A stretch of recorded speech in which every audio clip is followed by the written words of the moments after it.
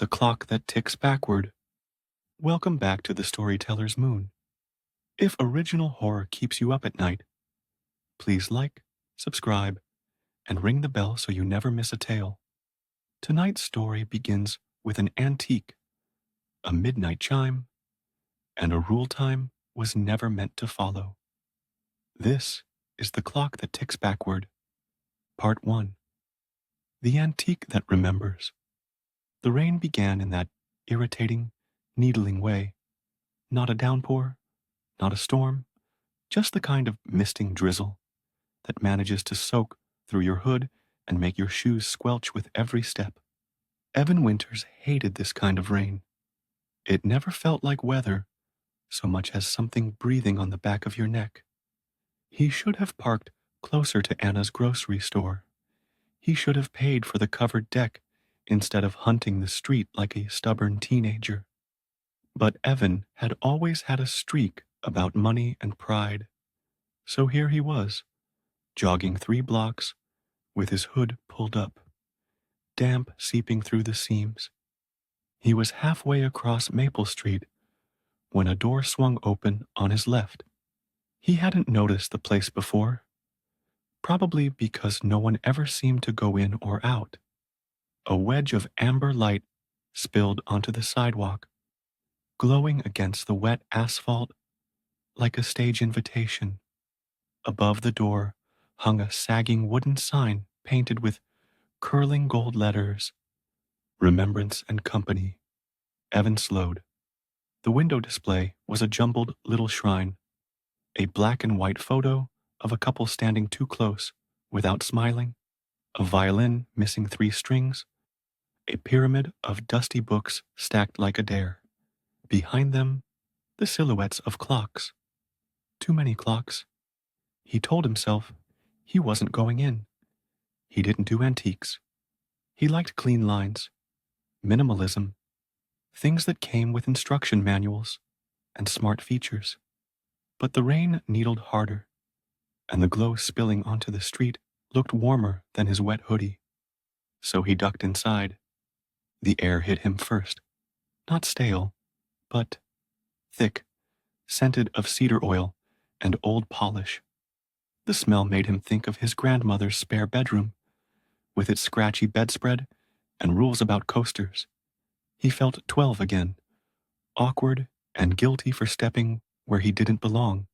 Shelves leaned against one another, like gossiping old women. Lamps glowed faintly, as if ashamed of their own dust.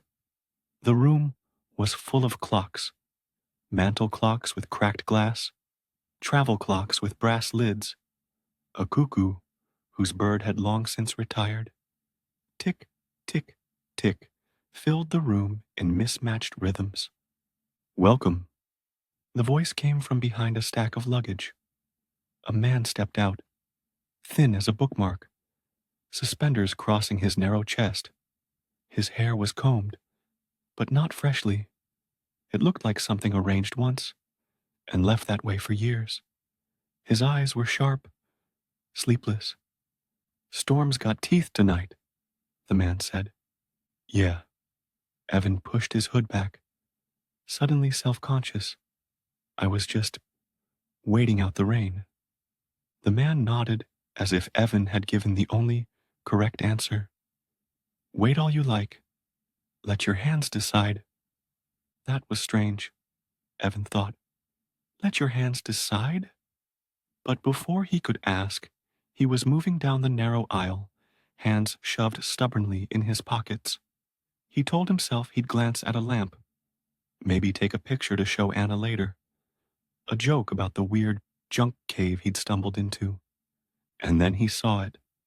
The clock, a grandfather clock, tall and solemn, standing at the back of the shop like a sentry, oak carved with vines, their petals worn thin where generations of fingers had tested the grooves. Its cabinet door was glass, revealing brass weights and a long pendulum. The face was ivory. Roman numerals faded with time. And it ticked. That wasn't the problem. What made Evan's breath catch was the second hand, black, slender, Sure of itself, it moved, not forward, not still, backward, from 12 to 11, 11 to 10, steady as footsteps in reverse. He blinked, leaned closer. It wasn't broken. It wasn't stuttering. It was purposeful. Beautiful, isn't it? Evan flinched. The shopkeeper was suddenly at his elbow, silent as a cat. It's wrong, Evan said, because jokes came easier than fear. It's counting back. Not wrong. The man's voice was calm, but his jaw twitched, as though he were correcting himself even as he spoke. It remembers. That's what clocks like this do. They don't keep time, they keep memory. Clocks don't remember. The man's eyes shifted, just briefly, to a corner shelf. There, amid a clutter of hat boxes, sat a single framed photograph. Evan saw it for half a second. A boy, maybe 8, dark hair, gap-toothed grin. The frame was polished, while everything else gathered dust. The shopkeeper cleared his throat. She's French, 19th century, oak and brass, strong bones. How much? Evan hadn't meant to ask, but something about the clock, the way it seemed to watch him watching it, drew the question out like a splinter. The man named a price. It wasn't outrageous. It wasn't cheap either. You don't even know if you want it, the shopkeeper said. I don't, Evan admitted. Then, betraying himself, how much with delivery? The man's mouth bent into something that wasn't a smile. This kind prefers to ride home with the one who chose it. I didn't choose it. Your hands did, the man murmured, his gaze dropping again to Evan's palms. Evan laughed uneasily, as if that settled things. But 10 minutes later, he was strapping the clock into the back of his SUV with ratchet cords, rain pegging the windows. As he tightened the last strap, the shopkeeper leaned close. His voice was low, almost desperate. Careful. Midnight is when it's most itself. Evan forced a grin. What happens at midnight? The man's face shifted, grief flickering beneath his composure. Time remembers what it forgot, and sometimes it brings things back. Right, Evan said, trying to laugh. Do you take cards? The shopkeeper swiped the card with an old imprint machine that looked like it belonged in a museum. He slid the receipt across the counter with 2 fingers, like passing a note in church. On the back, in looping ink, were words Evan didn't notice until later. Don't let it open, not even if it asks politely. That night, Anna didn't like the clock. She stood in the doorway of the living room, arms crossed. Babe? It was raining, Evan said. It's gigantic. It looks like it eats smaller furniture for breakfast. History, Evan argued weakly. It's creepy. He threaded the pendulum into place, trying to laugh off the shiver running through his chest.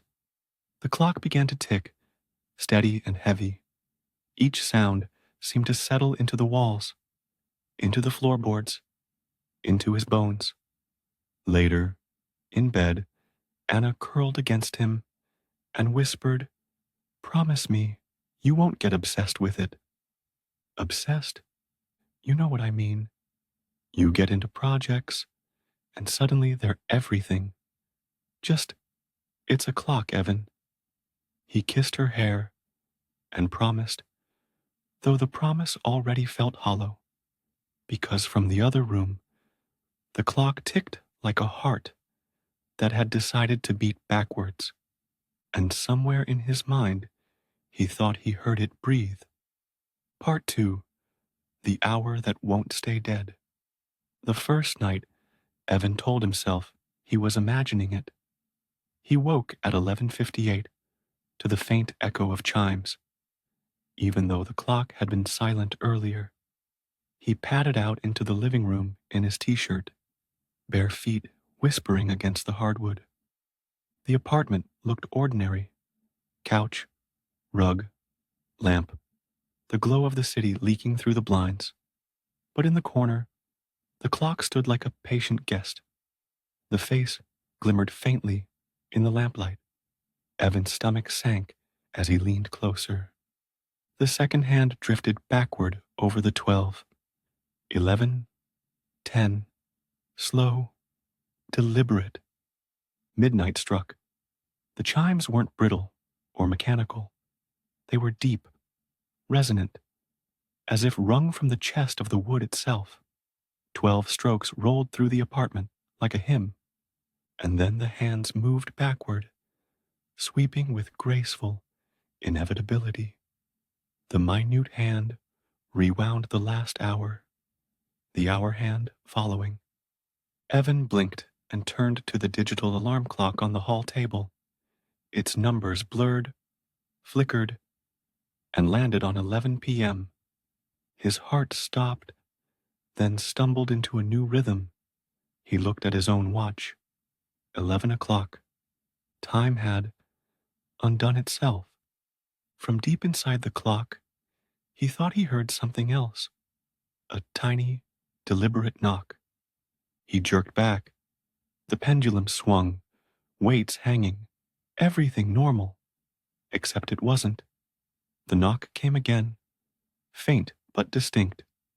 3 raps. He whispered, "Old wood," and returned to bed. But when Anna stirred and asked, "Everything okay?" he couldn't answer without lying. The second night, he didn't wait for it. He sat in the living room at 11:55, arms folded, watching. When the chimes began, his pulse leapt. At midnight exactly, the hands reversed again, dragging the digital clock back to 11 o'clock. And then, louder this time, 3 knocks. Patient, rhythmic.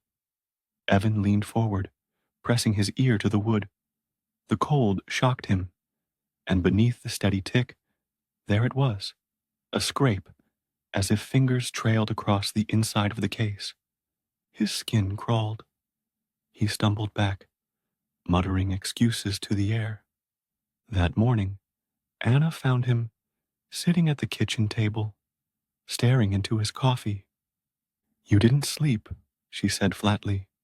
"The clock—" "Yeah," she cut in, her tone dry but not unkind.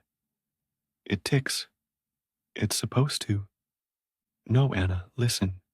He told her everything. The backward hands, the chimes, the reset, the knocks.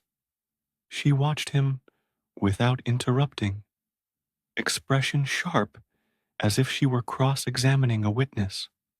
When he finished, she pinched the bridge of her nose. "Okay, either you're hallucinating or this thing is whatever you're saying, but I'm not going to sit here while you spiral. I'm not—" "Yes, you are." She leaned forward. "So here's what we do. We test it. Controlled. Evidence. We'll know if it's real, and then we'll decide what to do. Deal." Her decisiveness startled him. He wanted to argue, but the relief of having her take charge settled over him like a blanket. Deal. That night, Anna ran the experiment. At 11:50, she placed 2 glasses of water on the coffee table, one half full, one empty. She scribbled a note in block letters. 11:52. I am writing this now. She set it under the lamp. She stacked 3 quarters on top of one another, perfectly aligned. Then she turned to Evan, grabbed his hand, and with a kitchen knife, nicked the tip of his thumb. He yelped. "Control group," she said. "You're insane." "You married me," she countered, taping a bandage over the cut. They sat together on the couch as the clock began to chime. At midnight, the hands spun backward. The apartment's digital clocks flickered, and when the backward sweep ended at 11 p.m., Anna inhaled sharply. The glasses of water were both full. The note under the lamp was gone. Evan's thumb, uncut, unbandaged. Anna's lips parted, but no sound came. She crossed the room and checked the lamp, the table, the coins. Everything had reset. "Oh my God," she whispered. And then, from inside the clock, 3 polite knocks. Her head snapped toward it. "Did you?" "I told you," Evan said hoarsely. Anna approached the cabinet slowly, cautiously. She reached out a hand and stopped an inch short of the glass. "It's freezing," she murmured. "Feel it." Evan did. The glass was icy, far colder than the room. His stomach lurched. Another knock sounded, directly beneath his palm. Anna recoiled. "Take it back. Tomorrow. Please." He nodded automatically. "Yeah, tomorrow." But the next day, when he drove to Maple Street, the shop was gone. Not closed, not locked. Gone. The storefront sat vacant, windows papered, dust lying thick across the floor. The gold letters on the sign were flaking. "Space available" hung in the window. Evan pressed his hands against the glass, half expecting the shopkeeper to swim into view from the shadows. Nothing, only his own reflection, pale and wrong. He laughed too loudly, startling a woman walking her dog. Back home, Anna read his expression before he spoke. It wasn't there, was it? He shook his head. Anna sat down hard, hands covering her face. "So it's ours now." "Not if we fight it," Evan said, trying to believe it. Anna lowered her hands. Her eyes shone with something equal parts fear and fury. "Then we fight it." That night, they didn't wait passively.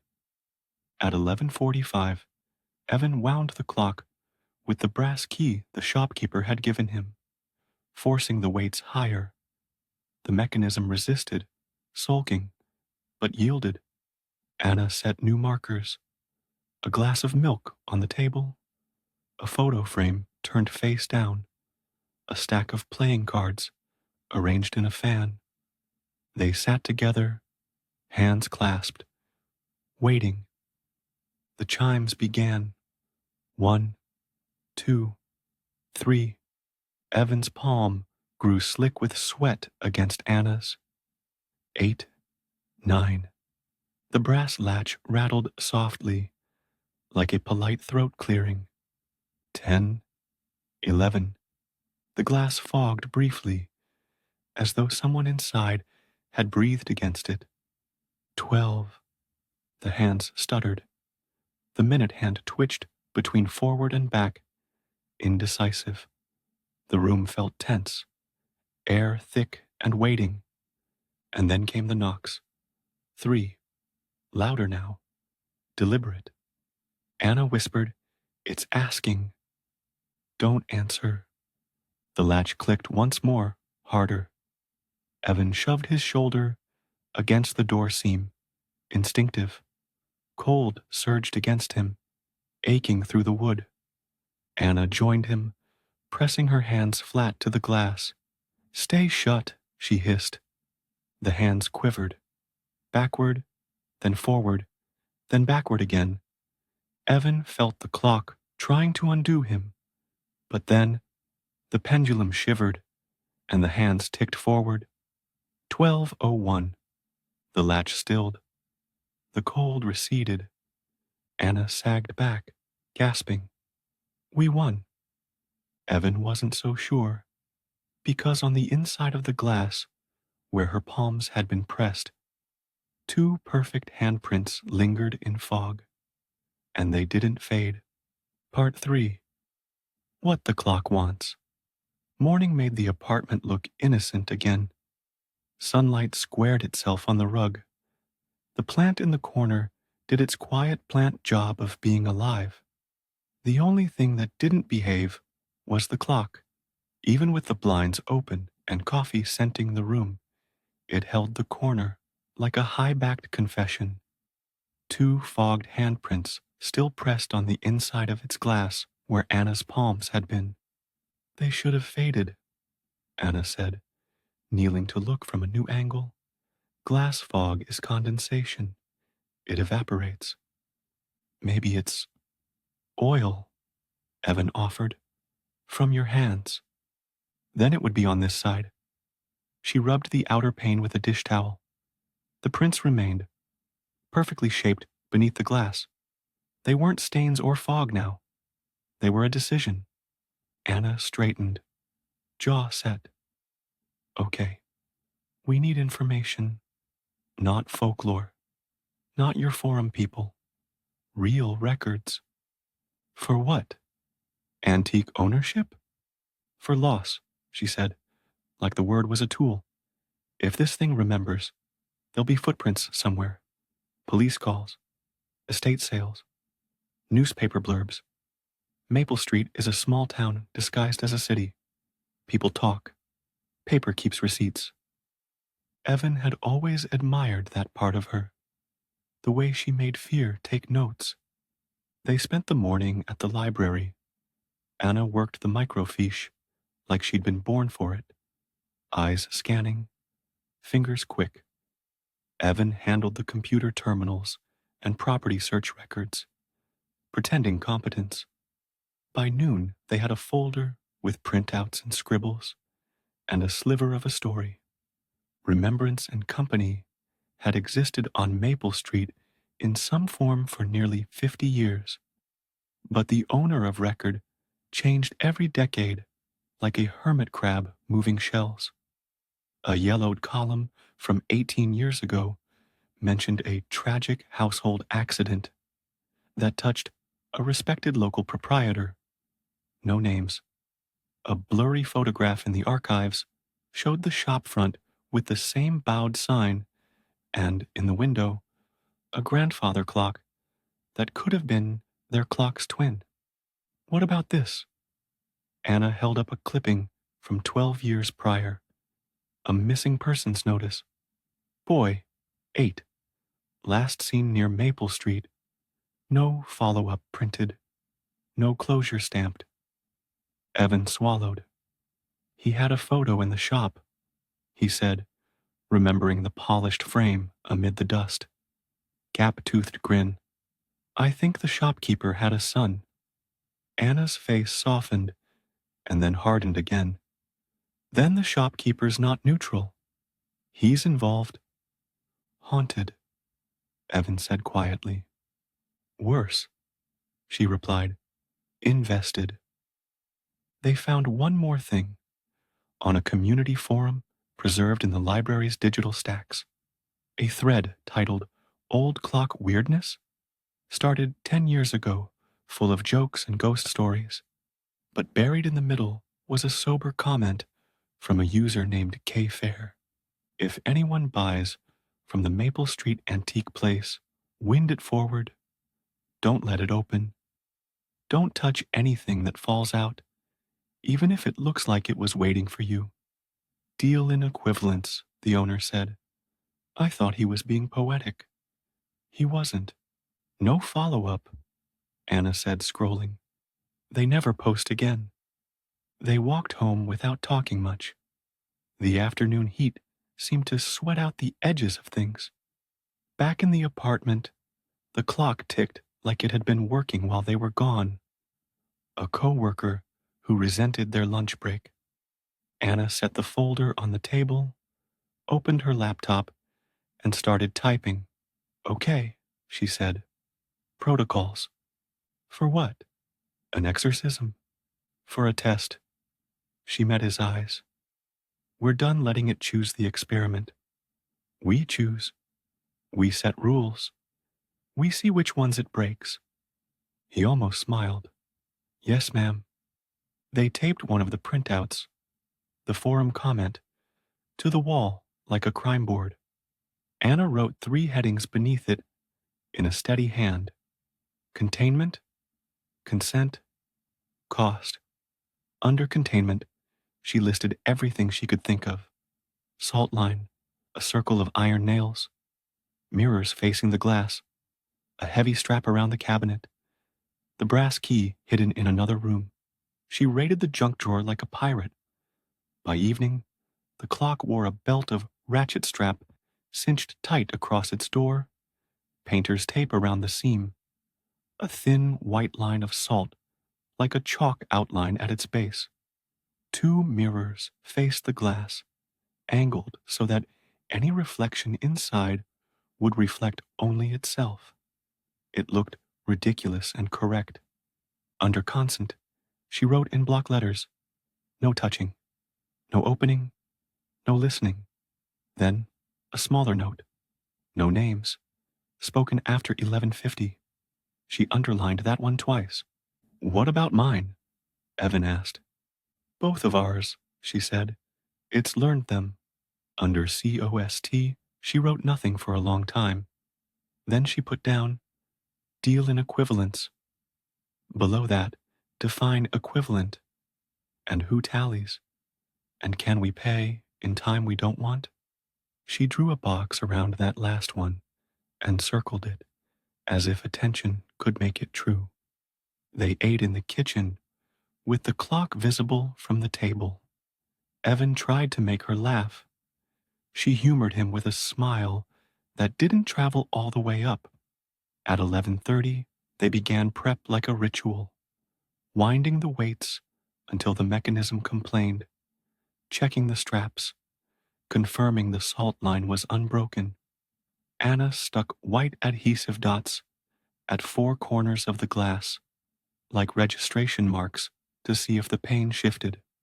She placed a shallow bowl of ice directly in front of the cabinet door and set an instant read thermometer beside it. You realize we're turning our rental into a lab, Evan said. Good, she replied. Labs save lives. At 11:55, they stood side by side. The air took on that strange pre-midnight density, as if the minute between was thicker than the others. Evan felt the familiar lift in his chest, part anticipation, part dread. Anna squeezed his hand once and let it go, as if they were at the top of a Ferris wheel. The clock chimed. 1, 2, 3. The thermometer's display dropped a single degree.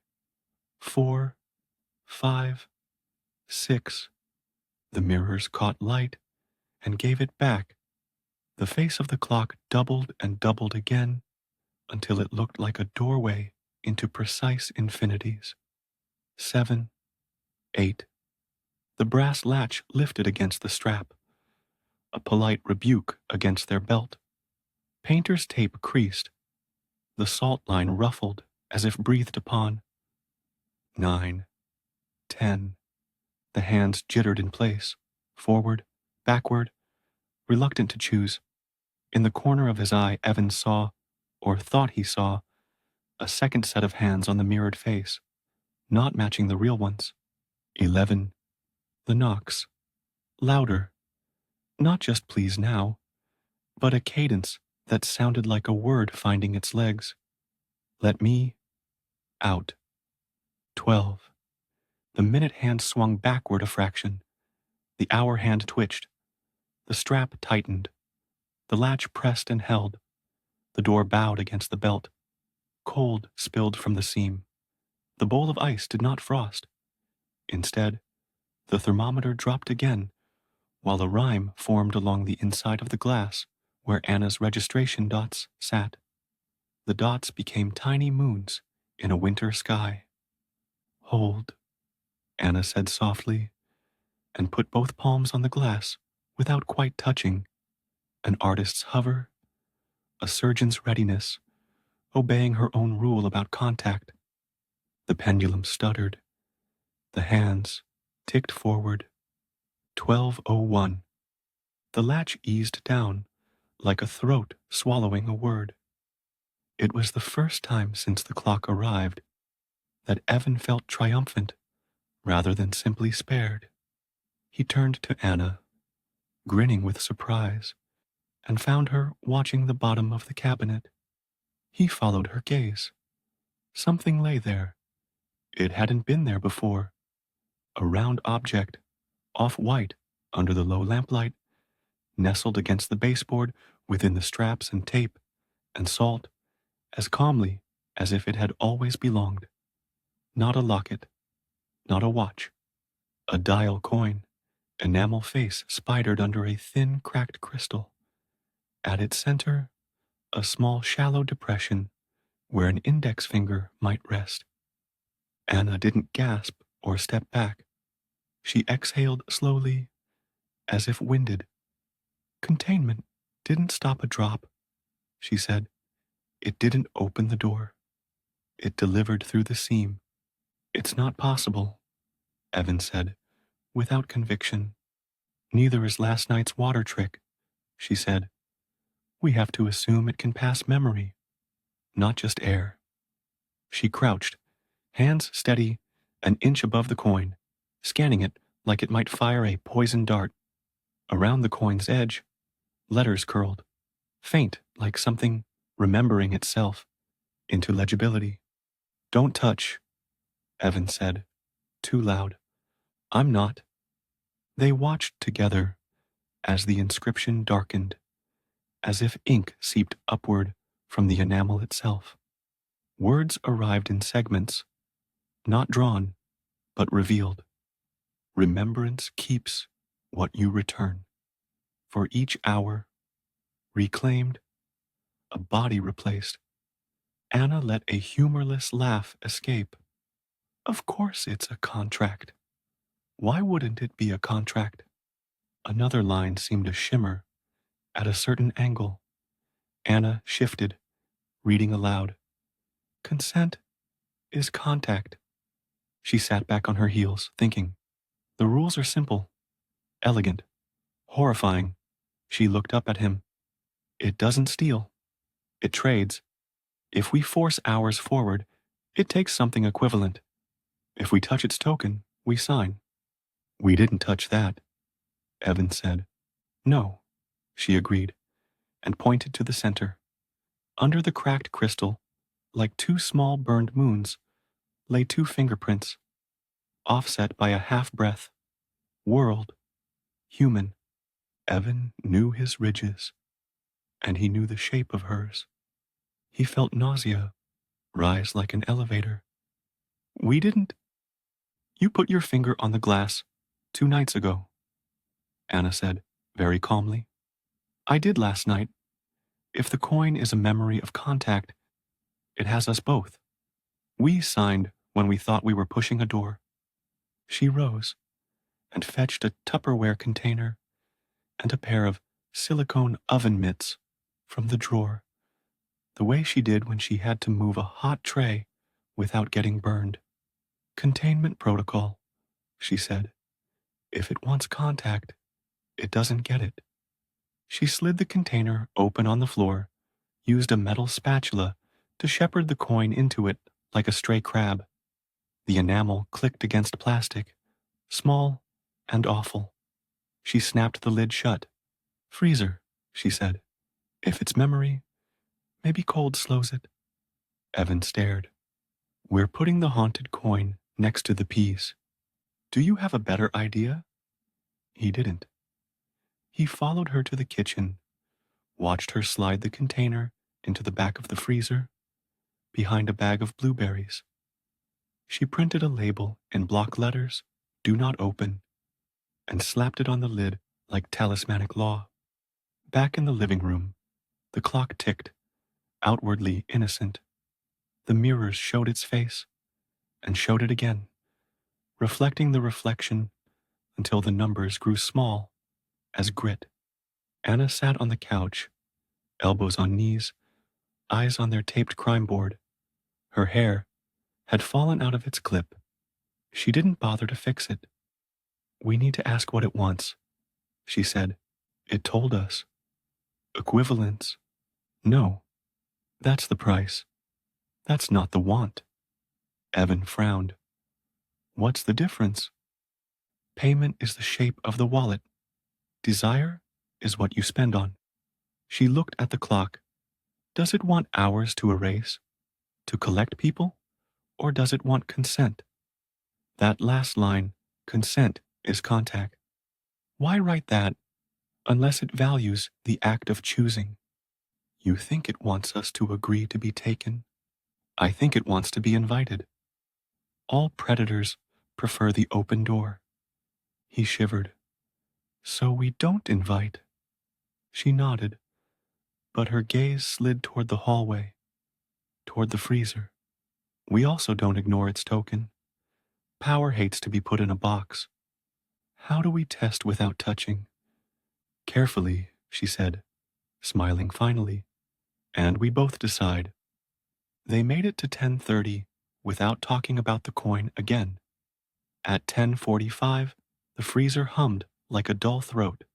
At 11 o'clock, condensation formed on the freezer door. A strange thing in a dry apartment. A wide circle of fog with a depression in the center where an absent finger might rest. Evan, Anna said softly. She wiped the frost with a dish towel. The fog returned. It's in the freezer, he said. It's in our house, she corrected. They took turns sitting in front of the clock and the freezer, like beleaguered guards at two doors. At 11:50, Anna moved to the living room. I have a hypothesis, she said. What if we pay it something to keep the rest? What something? I don't know yet. She looked at the salt line, the strap, the tape. But I think it will keep trying to negotiate. And the negotiation is the danger. It will make us feel practical. She smiled without warmth. I do practical. It's my sin. He took her hand. We don't deal. She squeezed back. We don't deal. At 11:58, the apartment seemed to narrow, like walls leaning in to see what they'd do. The thermometer on the table beeped, confused. In the kitchen, the freezer's compressor kicked on and then went silent, like a breath held. Midnight would make them choose, one way or another. And the clock, patient as law, began to chime. Part 4. The last hour and the irreversible equivalent. At 11:59 p.m., the apartment was a fortress of desperation. The mirrors were angled, the salt line renewed, the strap cinched so tight across the clock's door, it made the oak groan. The freezer hummed like an anxious witness in the kitchen, the frost ring spreading wider across its door. Evan had checked the coin twice, seen it pulse faintly against the plastic like a living heart. He wanted to throw it out the window. Anna wouldn't let him. You don't discard evidence, she'd said. You document it. Now, the clock loomed against the wall, pendulum steady. The minute hand drifted toward 12. Anna gripped Evan's hand, her jaw firm, but her eyes gleaming with tears. We hold. That's all. We hold. The first chime hit like a hammer on a bell tower. 1. The strap shuddered. 2. The thermometer on the coffee table dipped 5 degrees in an instant. 3. The mirrors fogged, reflections bending, duplicating until the clock had too many faces. 4. The freezer door creaked. Frost spread in branching veins. The word EVA scrawled briefly before vanishing. 5. The latch lifted against the strap. 6. The pendulum swung harder, brass flashing. 7. Knocks came, not polite anymore, pounding, like fists, like something desperate. 8. Anna whispered, "Don't say a word." 9. The inscription burned fresh on the coin in the freezer. Remembrance keeps what you return. 10. The living room lights dimmed, bulbs flickering as though suffocating. 11. Evan felt the weight of every hour he'd ever wasted pressing down on him. Childhood afternoons gone, teenage nights squandered, arguments left unresolved. He knew suddenly, terribly, the clock wanted all of it. 12. The chime swallowed the room. The latch snapped. The strap frayed with a scream of fibers, and then snapped. The door cracked open, just an inch, and from the seam poured cold, so thick it smoked along the floorboards. Something inside exhaled. Anna threw her shoulder against the door. "Help me!" Evan slammed beside her, the cold punching into his ribs. The door fought back, stronger than wood had a right to be.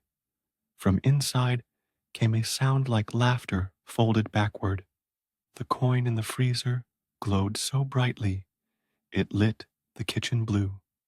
The frost spread down the cabinets, spelling letters they couldn't ignore. Consent is contact. Evan screamed against the door. "We don't consent." The pendulum froze. The hands quivered, then stilled. For a heartbeat, silence. And then, the door didn't push. It pulled. Evan and Anna fell forward as the clock inhaled. The cold didn't just spill anymore. It sucked, dragging loose papers, curtains, the bowl of ice across the floor. The freezer door blew open. The coin slid across the tile, skittered into the living room, and stopped against Anna's foot. She looked down. It pulsed once, like it recognized her. "No," Evan croaked. "Don't." Anna bent. Not a falter, not a mistake. A choice. She picked up the coin. Her hand closed around it, and her whole body jerked. The inscription blazed. Letters redrew themselves into a final tally. Accepted. Evan grabbed her wrist. "Let it take me. Not you." But Anna's eyes, wide and brimming, locked on his. "It's not choosing, Evan. It's counting. It's already written. Both of us touched the glass. It has both. Equivalent means 1 for 1. It won't leave without a balance." He shook his head violently. "Then I go. I touched first. It should be me." Her lips curved, the saddest smile he'd ever seen. "You'd bargain, wouldn't you? You'd trade yourself away. That's why I love you." She pressed the coin flat against the glass. The cabinet yawned open. A handprint bloomed on the inside. Hers. Perfect and waiting. "Anna." She kissed him, quick and fierce, her breath fogging against his cheek. Then the fog reversed, pulling back into her lips as though the clock had inhaled it. Her body stiffened, her skin whitening. Her eyes widened once, showing every ounce of terror and love at once. And then she was inside. Her palm pressed the glass from the other side. Her mouth shaped his name, backward and forward, then faded into silence. The coin cracked in Evan's hand, shattering into enamel dust that drifted across his fingers. The pendulum swung once more, steady. The hands ticked forward. 12:01. The latch clicked shut, polite again. The room was warm. The lights hummed on. The freezer door hung ajar, frost melting. Evan collapsed against the clock, sobbing, his forehead pressed to the glass, where her handprint glowed faintly, forever burned into the pane. "Deal in me," he whispered. The clock ticked. Between two ticks, fog bloomed faintly into the shape of his name.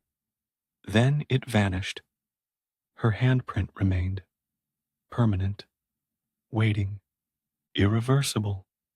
That was the clock that ticks backward. If you're still here, you probably love stories that crawl under your skin. Please like, subscribe, and ring the bell so you don't miss the next horror from the Storyteller's Moon. And remember, if your clock ever ticks the wrong way at midnight, don't listen when it calls your name.